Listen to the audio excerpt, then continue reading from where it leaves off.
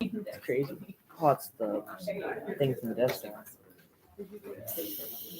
Okay, so we haven't met in a little while, and just to put you back into what's going on in this class, you have on your plate a couple things. Now, if you just joined, you and I need to chat with each other at some point. Find me during your flex time, or some time when you and I can sit down and chat. But what's going on? What's on your plate? Number one, each of you has signed up for one either current conflict or current or fairly recent terrorist group, and you're supposed to be investigating that current conflict or terrorist group, and then at some time, I can't remember, about a month from now, I think, you need to be ready with some sort of a presentation, whether it's presented by you live or you can pre-record it all and just hit play, and that's fine. But you'll be informing the class of the current conflict or the current terrorist group. Again, if this is news to you, come find me and we'll get you signed up. There's plenty of options still available. Okay, that's one thing. And then the second thing that I'm aware of is that all of you should have gotten a series of documents about the Vietnam War. And I asked you to read one of those documents. And again, if that's news to you, I have the handout. Does anyone need that handout? And if, don't worry about I read my document. this so much. This is something we're going to do together. J. I mean D. Z. What did Zin have to say about it? He brings up bad memories of an awful first lesson. Those of you who just joined, you and I need to also have a conversation about getting you on Kia, getting you on to Remind, getting you on to Google Classroom. But again, find me at some other point, and we'll hash it out at that time. You'll be fine. Okay. Any questions before we start? What this class is designed to do is understand why 9/11 occurred, what led up to 9/11, and then understand 9/11 itself, and then look at what 9/11 caused. So right now we're in the what led up to 9/11. What was going on that led those people to get in those planes and crash them into those targets? Why did they do that? What was going on? And we're going to go beyond the fairly elementary level because they're evil and we're good. We're going to try and go a little bit deeper than that. Looking at trying to understand American foreign policy and understanding the relativity of our view versus other groups' views, and try and go beyond we're the good guys and they're the bad guys, and we wear white hats and they wear black hats, and that's pretty basic. That's the way the world works. Stuff. Yeah. Okay. So we're going to be looking at some of these things, and so allow me to say this. This is an elective class. You did not have to take this class. I am glad you took this class. You didn't have to. I do not want this class to be that class that you're stressed over because there's a big test next week. That's not this class. I want you to come genuinely interested in what we're going to talk about. And will there be tests? Sure, there'll be tests. But they're open note, open Google, open, take a multiple type kind tests, right? Honestly, I don't know how any of you won't get an A. Some of you will find out, but it's an easy class. And I'm not insulted if one of you walks up to me at the end and says, wow, that was really easy. Fine. I'll be like, oh yeah? Well, sociology is really easy. Fine. I'm not bugged by that. I am not bugged if you think it was an easy class. It is not designed to be a difficult class. But that doesn't mean it's not a rigorous class. I find the definition between rigorous is different from difficult. We've all had those experiences of classes that are just, I'll put it this way, pointlessly difficult. Why is this class hard? What's the point? And that is not this class. Okay, so I'm going to start showing you things, And you might be sitting there like, okay, should I be writing this stuff down? And that is totally up to you. I am not going to collect your notes. I don't care if you don't take notes. I don't care. If you want to take notes, fine. That'd be great because there are tests. But everything is available to you online. Everything I'm going to show you is available to you online. The tests, look up the answers yourself later. I don't care. But if you want to take notes, great. But you don't have to. I'm not insulted if you don't. Okay? Let's go back to the Crusades. Does anyone know what they were? Give me a generic definition. The Crusades were, yes. Reclaiming the Holy Land. Who reclaiming the Holy Land? Christians. The Christians. Very good. At this time, we're talking about the 1200s and slightly earlier. Europe was Christianville. You want to know where the Christians lived? Europe is where the Christians lived. And the world at that time, I mean, we're talking about 1,000 years ago. You could fairly accurately predict what religion people were based on a map. Oh, here's where the Christians live. Here's where the Muslims live. Here's where the Buddhists live. There was no America. Of course, there wasn't America, but there wasn't this concept that citizenship is not related to one's religion. At this time, citizenship and religion were one and the same. Do you understand? If I drew a Venn diagram today, American in one circle and Christian in another circle, how much would those two overlap? A decent bit. A bit, right? I think about 1/3 of Americans consider themselves Christian, something like that. So it overlapped by about 1/3.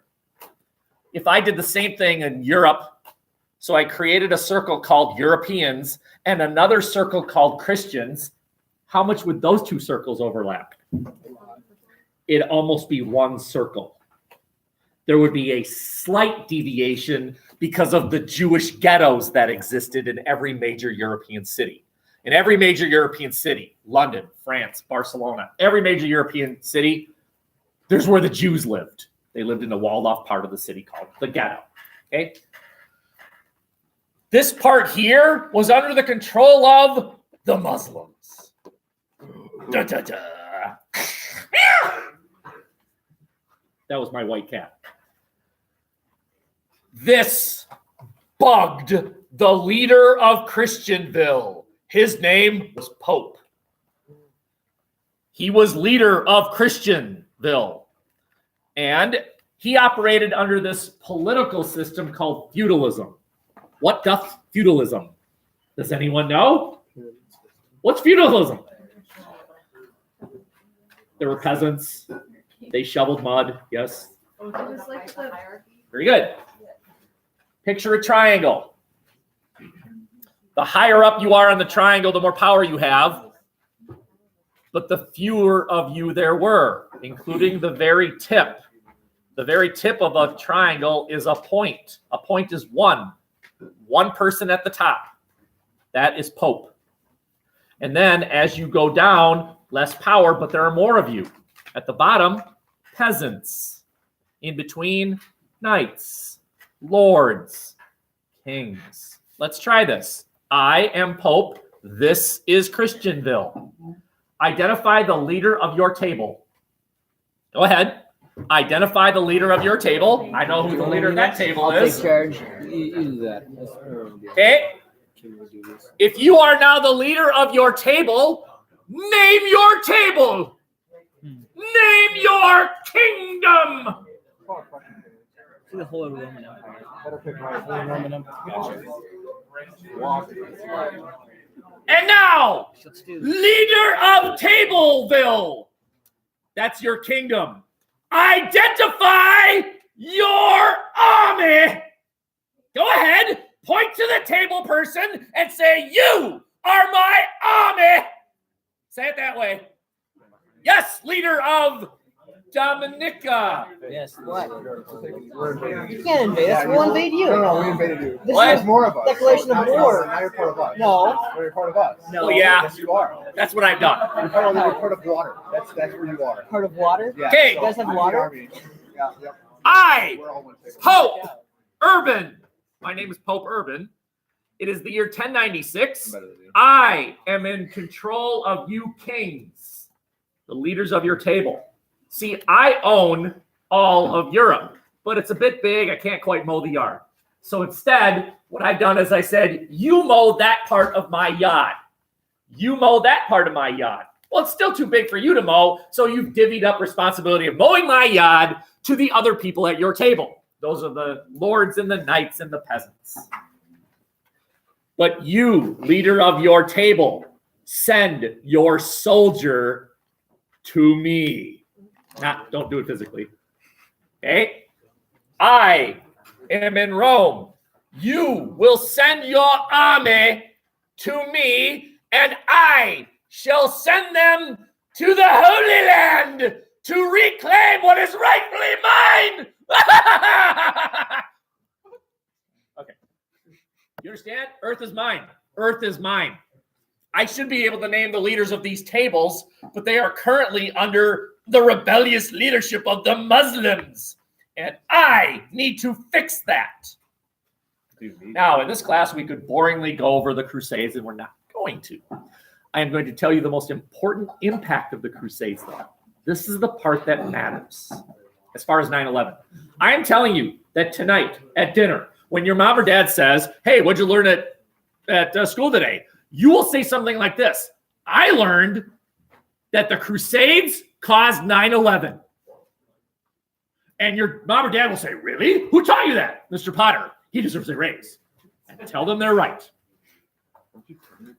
These soldiers went to the Holy Land and fought the Crusades. And they won some and they lost some. They mostly lost some. But what's important is this. After the battle that day, they would go to these delicious Middle Eastern restaurants. And they would sit at the table. And they would be served food. And on the food was the sprinkling of white and black powder. And they would say, isn't this meat? Yeah. And they would, what is that powder? And the person would say, pepper. Pepper? What is this pepper? Oh, it's this ingredient we got along this road, see? This road. What road? Come on. The Gold Road. The Silk Road. The Silk Road, which connects the Middle East to this faraway land called China. Or as Trump says, China. And the Europeans who were not part of that trade network said, we must get there. We must get to China to get this thing called pepper and this other powder called paprika and salt and other things that were available on that trade network that Europe was not part of. Europe was full of feudalism. Nobody went anywhere. They just shoveled mud all day. The rest of the world was trading with each other, though. This is kind of ironic. The Chinese were the ones that were trading with each other, and the Europeans were the ones cutting themselves off. Later on, the Chinese would build a wall, and that would be reversed. But anyway, back to this. So we've got to get to China. And so the race to China begins. It becomes a race to get to China. Okay, so I shall now advance to, this is a map of Earth. Yes. It's the planet we currently live on. Okay. Can you prove that, though? Anyway, here's Europe. Here's Europe. There's Where's the ice China. wall? Europe, China. We have to get there. Well, how do we get there? You'll walk. You could walk. The Silk Road was not really a road. It was incredibly dangerous. It included paths through mountains, the treacherous mountains of Afghanistan, with one pass through it. If you were a burglar, that's where you set up shop. They would collect these things called taxes. These criminal networks would create tax systems. You want to pass through? Give us a cut. Oh, it's a tax. Don't worry. What it really was just highway robbery. But this was the common story. It was very dangerous. And so some Europeans said, I don't know if that's the safest way to go. And, well, why don't we go around Africa, said the Portuguese. The Portuguese then became the group that dominated. The way to get to China was around Africa. It's a long way to go, though, man. That's a long way to go. No boat could reach that far in one trip. So what the Portuguese did was they said, well, we'll go, hey, we got to, well, we'll set up a base right here, a refueling base, and we'll go back. The next Portuguese ship would go to the refueling base, refuel, and now let's see if we can find a way around this annoying African continent. Doggone it, how long is this thing? Hey, we're running out of supplies. Let's set up a refueling station. Go back to refueling station number 1, go back. Third trip, good to go, good to go. Hey, we got it, okay? Now what this leads to, by the way, is another chapter in this little story, and that is, what did the Portuguese see about this thing called Africa? At first they said, it's this huge piece of land that's in the way. Then they said, hey, what is this thing?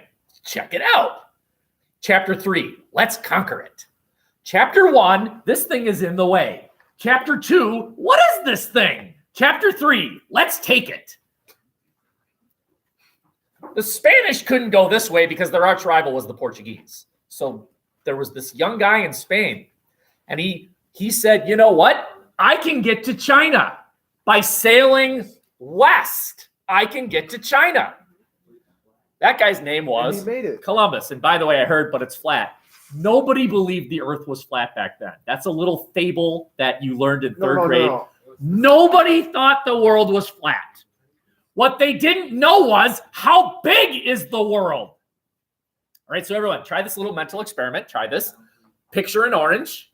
Go ahead, picture an orange. And now peel it in one peel, peel that whole orange. Eat the orange, the juicy part, but keep the skin. Okay? Now, flatten it out. So it's now flat on your table. And remove about a third of it and throw it away. Okay? Now take the remaining orange peel and recreate the roundness of Earth with it. Go ahead. Just recreate the roundness.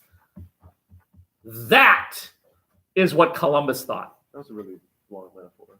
You're a long metaphor. Columbus believed that the Earth was the size of Earth minus this rather large piece of water called the Pacific. Remove it. The Pacific is gone. And he sold this view of how large Earth was to various European leaders. And most of them said, no, that's not right. You're wrong. Earth is bigger than that. But he finally met someone who believed him. Her name was? Isabella. Isabella. Yeah. Isabella believed him. Now we can get into why did she believe him. She was sort of a religious fanatic. She believed him, though, and said, all right, you can have 3 ships. The Pinta, the Nina, and the Santa Maria. Go ahead. And he believed that China was about 3,000 miles to the west. And so he traveled 3,000 miles, but he knew he was a little bit too far south for this to be China, and he had land, and he believed he was in a land called India. He thought he was here, but he was here. Not too bad. Only about as far away from where he thought he was as you could possibly be. You can't get any further than how far he was. But he thought he was in India. That would make these people Indians. Well, the reason he was wrong is because the Earth's flat, and he would have hit the ice wall and would have died. Speaking of died. Okay.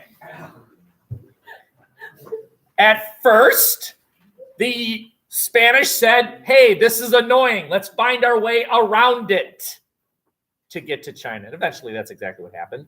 And then the Spanish said, say, what is this? Let's explore it.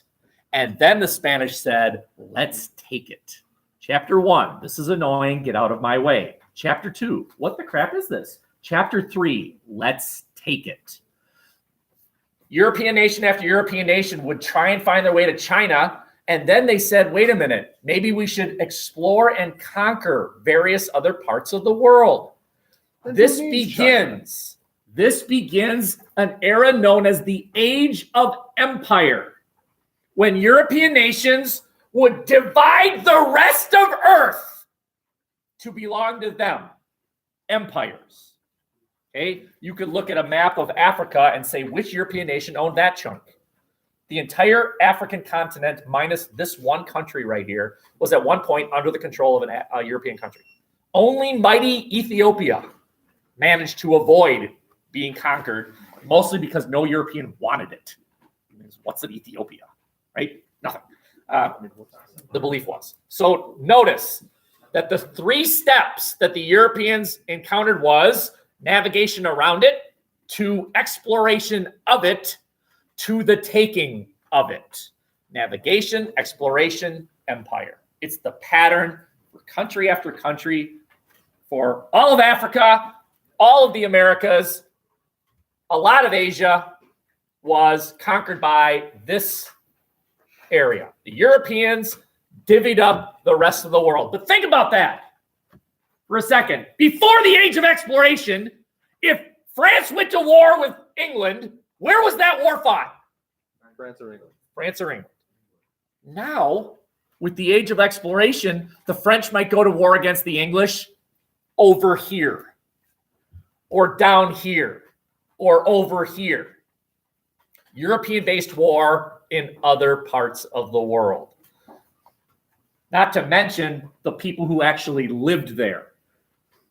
These people were under French rule for a while.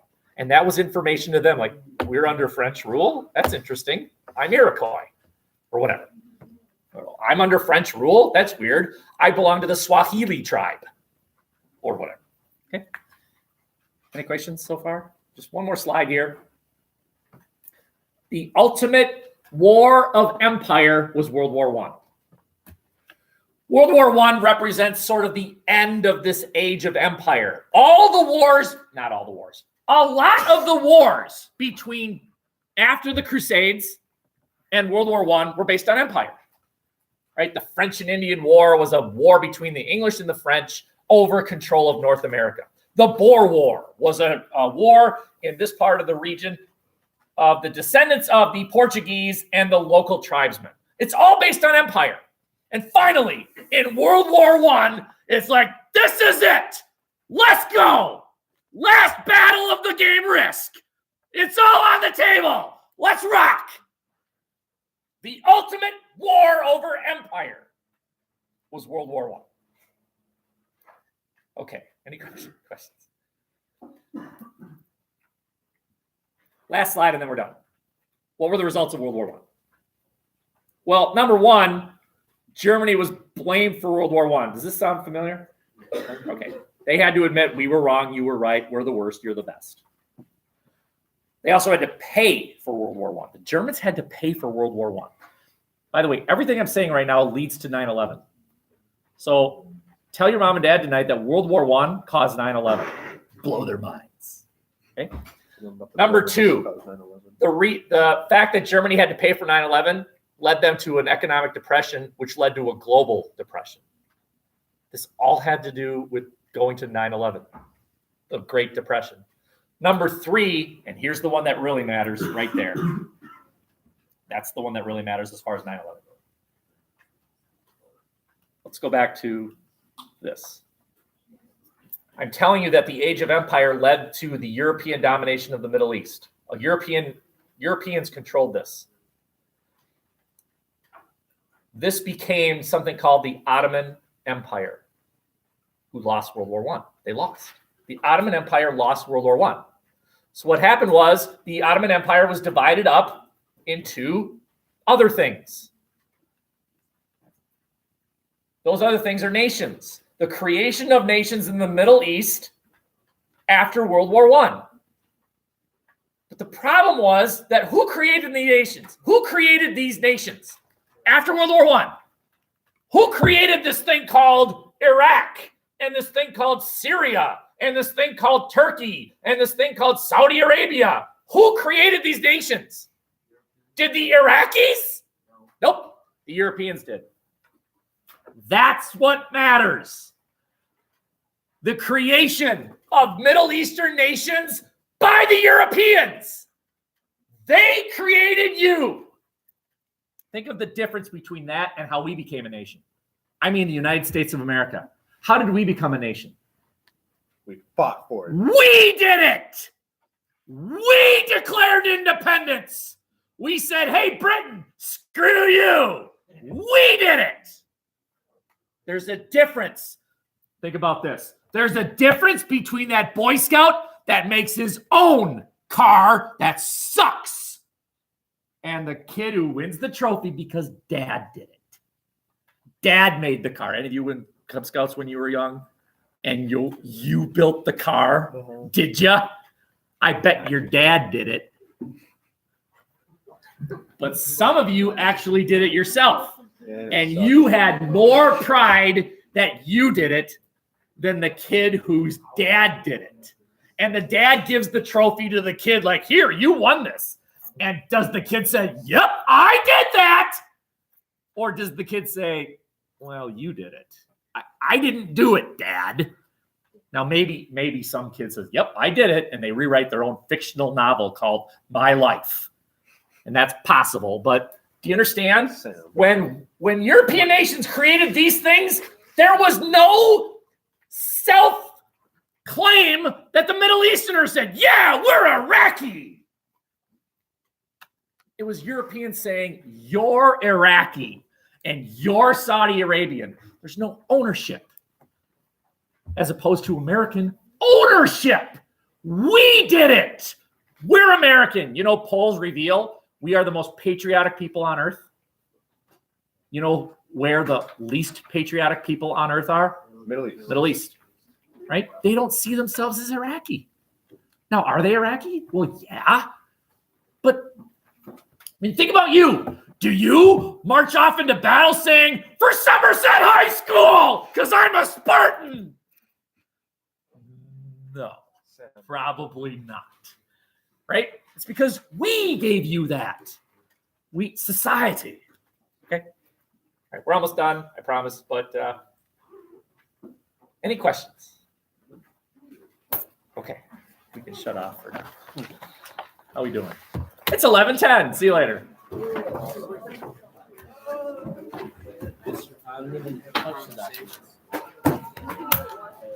Yeah. If you have time and you want to talk now, I can do that. Yeah, what's going on, Tyler? Are you hungry? Is she always hungry during this time of year? That's kind of a problem, really. Spitting any water bottles recently? No.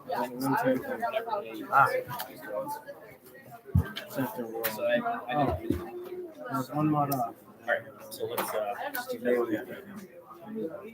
solve all these, and it'll be fine.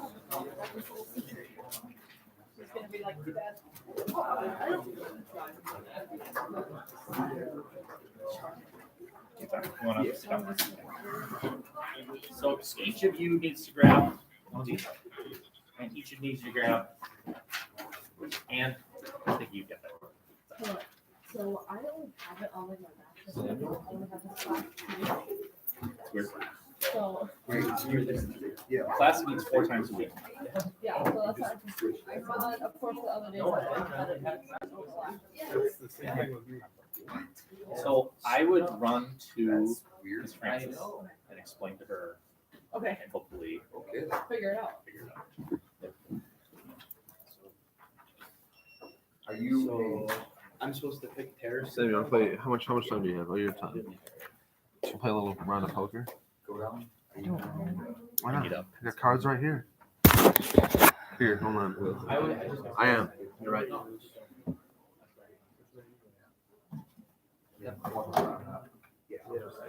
No. No. So right now I've got What? No. I know what you're doing. No. I'm getting up. Why? So we started class on Tuesday, did not have class yesterday. What, Sam? Poker with live money? Well, I didn't bring my case. I'm sure yours is in your car. Here it is. See the dark blue is World of Conflict. Mondays, Tuesdays, Thursdays, Fridays.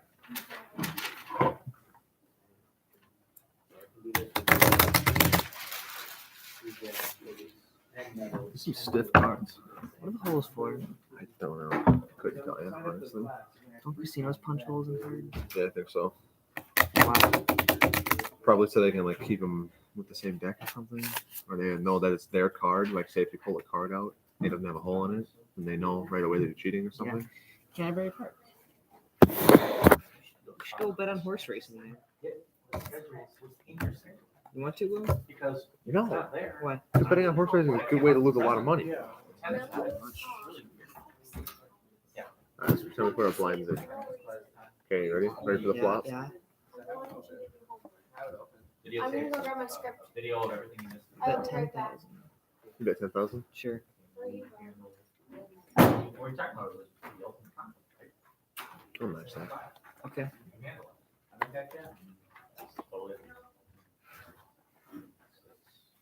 Check, Will. I'll bet a further 20K. Match that. There's none so far. It's just follow these directions and just sign up for it. So do you have this? Yeah, I got it. Will wants to. What are you gonna do? the lunch.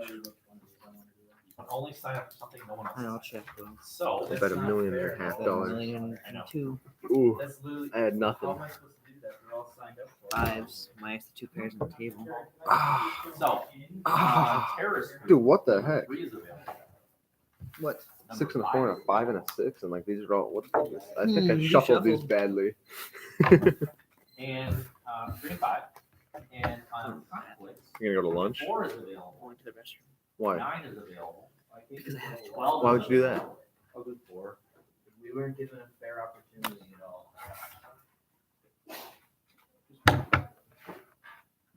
You can make up your own topic. You You know. can make a big so now 6 is still available. 9 is available. That's a good one. 12 is available. 16 is available. And 21 is available. And groups 3 and 5. I'll do. I'm not gonna take it. Hmm. Have you looked outside? 6. Have you looked outside? Well, Good lord.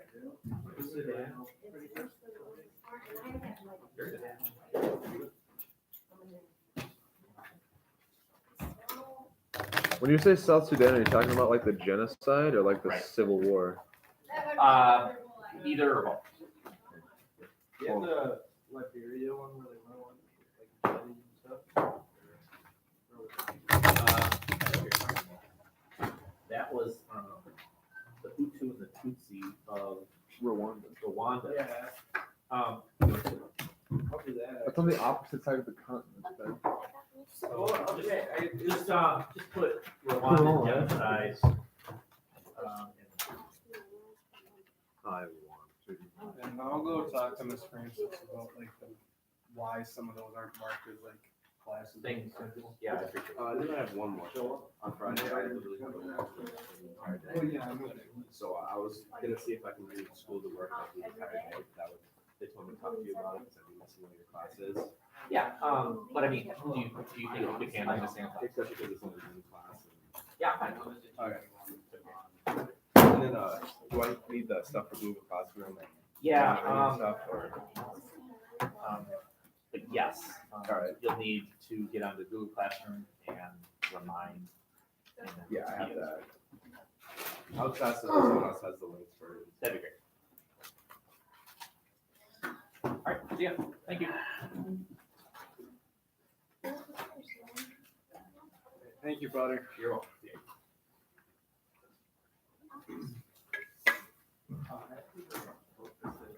I'm excited, Mr. Potter, Well, about world and conflict. yeah, it's kind of made for you. I knew they'd do that. I knew it. Do what? Oh, they said, oh, don't worry, it won't go above 32. How many people? 32 is in my 38. Too many people. Not. I mean, you're right. It's manageable. It's A lot of people, though. yeah, it is, but it's Is there a class in here? No. not. No, you're fine.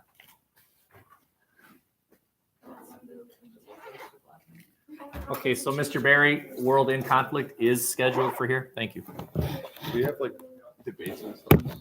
Oh, it's gonna be fun with so many people.